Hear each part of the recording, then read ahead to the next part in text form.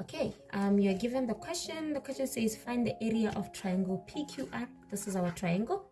So if you take a look at this question, this is not a right angle triangle.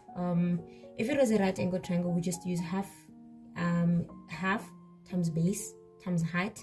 We get our answer for our area. But in this particular case, it's a non-right angle triangle. So what we're going to use is we're going to say half AB sine C. Okay, this is trigonometry. So your A can be this or this or this. It doesn't really matter. What matters the most is whatever you choose as your C would then be if we choose that this is our C, 3.6, then the angle we should use where they sine C should be the one that is opposite the 3.6. That is the only thing that matters. So we're going to have half AB sine C, which is going to be half times A. Let's say A is our 3.6 times B. Let's say B is our 5.5 times sine 24. The reason why we use sine 24 is because that's sine C. C is this one. We didn't use this 2.65 here. So if you find yourself having used the angle that is opposite one of the lengths here, then that's when you know you are wrong. So you're simply going to say half times 5.5 times 3.6 times sine 24. You get your answer.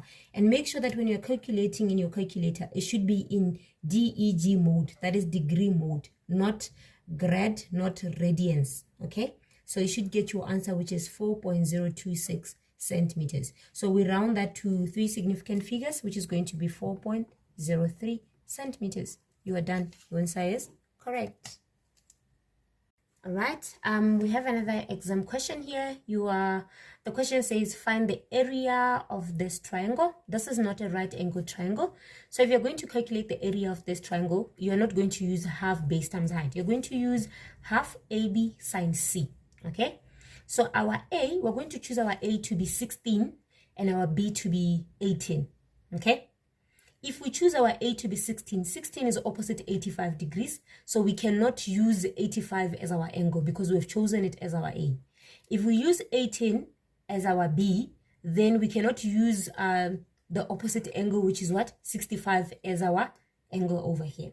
So it means the only angle we can use is going to be sine 30. Why? Because it's opposite to 5, which we haven't used as our A or B, which means our 5 is our C. Hence, sine C would be 30. So then you're basically going to say half times 16 times 18, which is going to give you half times 16, that is going to be 8 times this, which is going to give you 72 centimeters squared because it's an area.